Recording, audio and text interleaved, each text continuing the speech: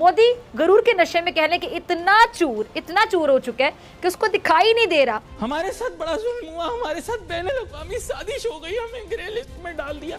IMF ने एक नई कंडीशन लगाई है कि पाकिस्तान जो चाइना से पैसे लेता है अब मजीद नहीं लेगा। भारत पाकिस्तान में प्रॉक्सी वार से बाज नहीं आ रहा, पाकिस्तान में अपनी टांग अड़ाने से बाज नहीं आता। 27 चीजें थी, 27 में से 26 हमने पूरी कर दी। और आपकी तमाम जो मिलिट्री टेक्नोलॉजी है अब वो आपको चाइना के जरिए आती है। हेलो नमस्कार जी, स्वागत है आपका हिंदी एनालिसिस में।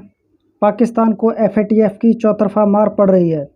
वहीं आईएमएफ ने पाकिस्तान को चेतावनी दी है कि अगर पाकिस्तान ने चीन से लोन लिया तो ये पाकिस्तान के लिए अच्छा नहीं होगा, क्योंकि पाकिस्तान आईएमएफ से लोन लेकर चीन को अदा कर रहा था। पाकिस्तान की इस कलाबाजी को आईएमएफ ने पकड़ लिया। अगर आईएमएफ के दबाव में आकर पाकिस्तान चीन से दूरी बनाता है तो पाक चीन दोस्ती पर ग्रैंड भी लग सकता है। वहीं पाकिस्तान की हालत देखकर पाक मीडिया का रो रो कर बुरा हाल है और अपनी इस हालत को वह भारत को जिम्मेदार बता रहा है। 27 चीजें थी, 27 में से 26 हमने पूरी कर दी।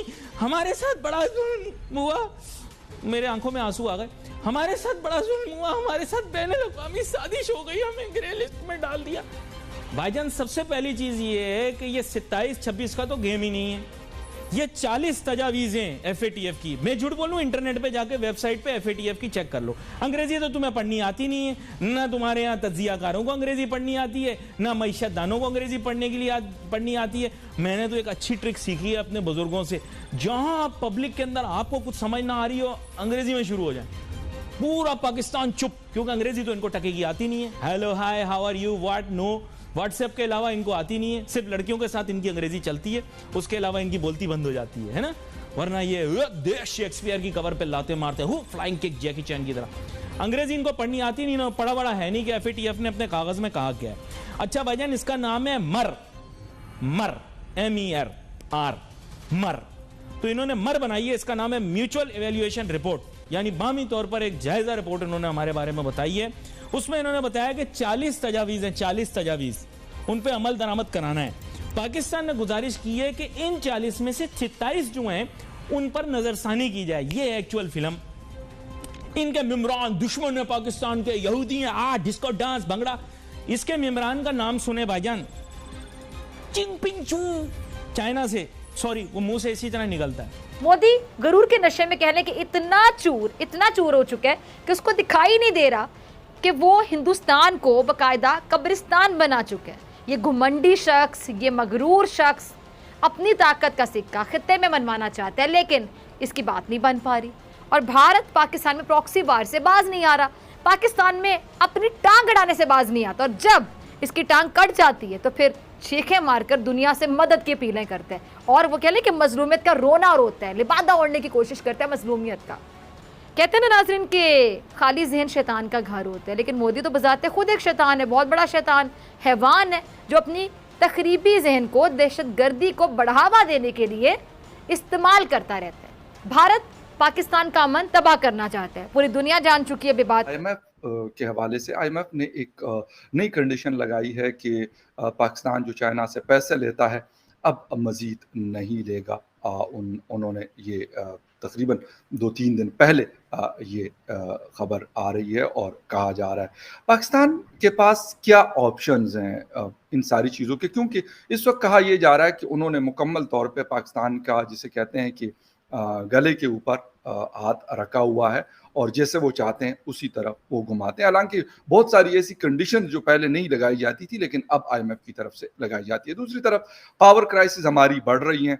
जब एक तरफ से थोड़ा सा तोरबेला से प्रोडक्शन बढ़ती है तो नीलम झेलम में कोई प्रॉब्लम आ जाती है, या फिर हमारे न्यूक्लियर से जो बिजली बन रही है उसमें प्रॉब्लम आ जाती है। तो ये सारी मतलब इसका हल क्या है और या इसका एंड सोल्यूशन क्या है? जनाब वाला, हिंदुस्तान ने पाकिस्तान के खिलाफ साजिश की है और एफएटीएफ के अंदर बुनियादी तौर पे हिंदुस्तान की साजिश की वजह से हम फंस गए। उसका काम साजिश करना ही है, इसमें क्या कोई दो राय हो सकती हैं?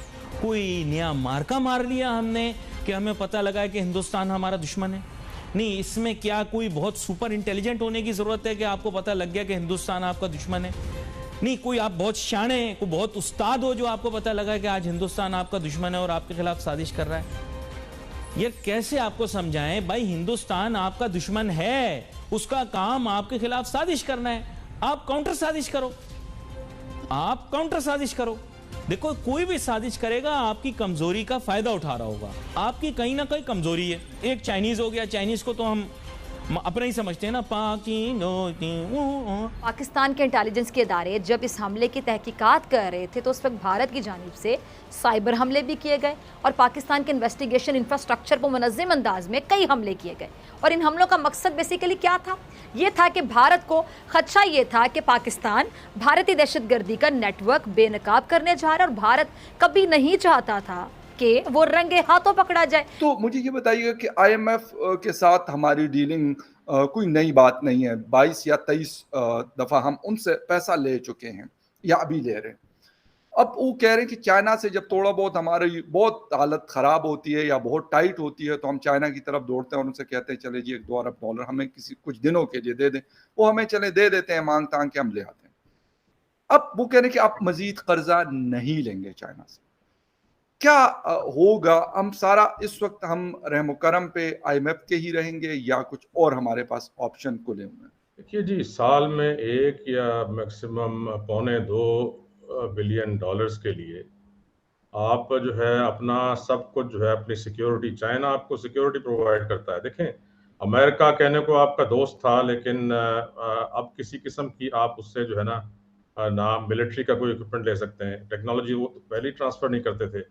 वो आपको सिर्फ तैयार प्रोडक्ट्स अपने बेचते थे, जो F-16 उन्होंने बेचे हैं। उसमें से भी आधे जो F-16 थे उसके बदले में उन्होंने खाली हमारे जो है ना गंदम में दे दी और कहा कि पैसे बस हमने तुम्हारे खा लिए हैं। तो किसी किस्म की ना टेक्नोलॉजी ट्रांसफर करते हैं, ना कोई मिलिट्री टेक्नोलॉजी देते हैं, ना और कोई उनके साथ हमारा कोई सिक्योरिटी का मुआहदा है। पाकिस्तान को अपनी सिक्योरिटी के लिए सिर्फ चाइना की तरफ देखना पड़ता है।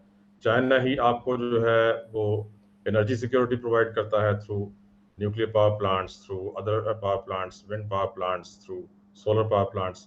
वही आपको फूड सिक्योरिटी प्रोवाइड करता है, वही आपको जो है ना वाटर सिक्योरिटी प्रोवाइड कर रहा है, डैम्स तमाम जो है उस पर वो काम कर रहा है। और वही आपको जो है लोन्स भी देता है और वही जो है ओबॉर का जो हिस्सा है ये सीपेक, इसके लिए जो है वो लोन भी दे रहा है और बाकी टेक्निकल असिस्टेंस भी दे रहा है।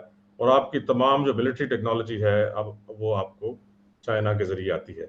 तो ऐसे मुल्क को आप जो है अगर ये कह दें कि भाई उससे आपने कोई लोन नहीं लेना, तो और हमने सिर्फ आपको 1 या 2 बिलियन डॉलर देना है साल का। देखिए 1-2 बिलियन डॉलर इज पीनट्स। इसके लिए आप अपनी पूरे मुल्क की सिक्योरिटी अब सब कुछ अपना बेच के और अपने जो देरीना आपका दोस्त है उसको आप नाराज कर दें, जो आपका नेबर भी है, और आप जो है दूसरी यूरोप अमेरिका की तरफ देखना शुरू कर दें, जो आपको किसी खाते में नहीं लाते।